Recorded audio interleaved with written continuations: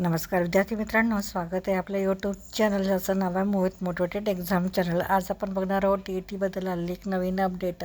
ती अपडेट कोणती आहे? चला तर मग सुरुवात करूया व्हिडिओला। अपडेट अशी आहे, TET पॅटर्न बदलला, पाठांतर बाजूला कच बुद्धीचाच, प्रश्नांच्या वाढत्या काठीण्य पातळीने 6 लाख उमेदवारांची वाढणार धाकधूक। राज्यातील शिक्षक पात्र परीक्षा म्हणजेच TET यंदा अर्जसंख्येचा 6 लाखांचा उच्चांक गाठला असला तरी यशाचा मार्ग पूर्वीपेक्षा अधिक खडतर झाला आहे। केवळ पुस्तकी ज्ञान किंवा जुना प्रश्नपत्रिकांच्या सरावावर या परीक्षेत उत्तीर्ण होणे आता कठीण झाले असून प्रश्नांच्या स्वरूपात झालेले सूक्ष्म बदल उमेदवारांच्या पात्रतेचे गणित घडवू शकतात। येत्या 21 जून रोजी होणाऱ्या या परीक्षेत काठिण्य पातळी हाच निकालाचा खरा टर्निंग पॉईंट ठरणार आहे। पूर्वी TETमध्ये थेट आणि माहितीवर आधारित प्रश्न विचारले जात असत, मात्र गेल्या काही परीक्षांपासून प्रश्नांचा कल हा उपयोजनात्मक झाला आहे।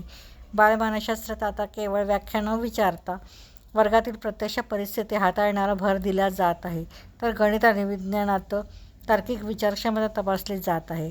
अर्जांचा महापूर आल्याने खऱ्या अर्थाने पात्र उमेदवार निवडण्यासाठी परीक्षा परिषदेने प्रश्नांचा दर्जा केंद्रीय स्तरावरील CTETच्या धर्तीवर नेला आहे। त्यामुळे 6 लाख उमेदवारांच्या या महासंग्रामात केवळ अभ्यासातील सखोलता असणाऱ्यांना संधी मिळणार आहे। तर निकालाचा चढ उतार, यशाची टक्केवारी। 2013ला सुरुवात झालेली आहे TET एक्झामची। त्यामध्ये 6,29,000 उमेदवारांपैकी 4,93% उमेदवार पात्र ठरले। 2015 साली सर्वात कठीण काळ हा समजला जातो TET परीक्षेचा।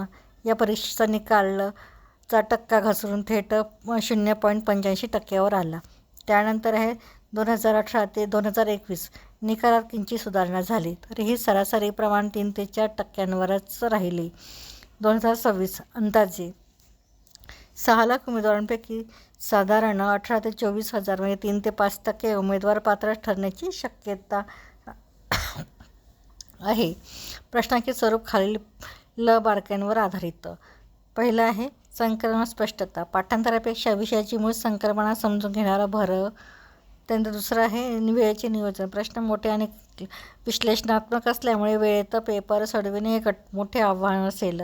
तिसरं आहे काठिण्य पातळी, प्राथमिक पेपर 1 आणि उच्च प्राथमिक पेपर 2 या दोन्ही स्तरांवर प्रश्नांची व्याप्ती वाढविण्यात आलेली आहे।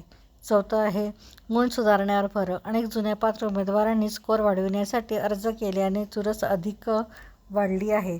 तर ही होती TET पॅटर्नबद्दल आलेली एक नवीन अपडेट।